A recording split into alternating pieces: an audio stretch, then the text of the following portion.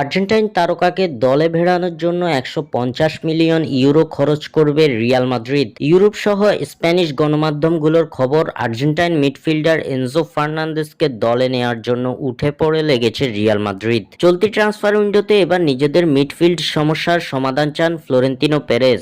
আর তাই তো এবার খেলোয়াড় কিনতে চায় রিয়াল সভাপতি। এমন পরিকল্পনায় এবার রিয়ালের চোখ আর্জেন্টাইন তারকার দিকে। সংবাদ মাধ্যম ফুটবল ট্রান্সফার্স জানিয়েছে, এনজো ফার্নান্দেজকে দলে ভেড়াতে বড় অঙ্কের প্রস্তাব নিয়ে তৈরি রিয়াল মাদ্রিদ। আর্জেন্টাইন এই তারকাকে দলে ভেড়ানোর জন্য রিয়াল খরচ করতে চায় ১৫০ মিলিয়ন ইউরো। চলতি সামার ট্রান্সফারে বিশাল অঙ্কের অর্থের বিনিময় হলেও আর্জেন্টাইন এনজো ফার্নান্দেজকে চায় রিয়াল সভাপতি ফ্লোরেন্তিনো পেরেজ।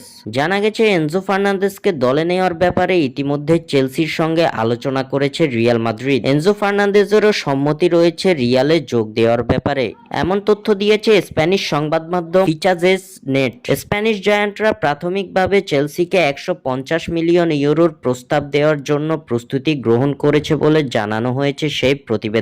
এনজো ফার্নান্দেজও নাকি রিয়াল মাদ্রিদকে সবুজ সংকেত দিয়েছে বলে জানা গেছে। চেলসির সঙ্গে এনজোর চুক্তির মেয়াদ রয়েছে ২০৩২ সালের ৩০ জুন পর্যন্ত। এ সময়ের আগে তাকে দলে ভেড়াতে চাইলে রিয়াল মাদ্রিদকে গুনতে হবে মোটা অঙ্কের অর্থ।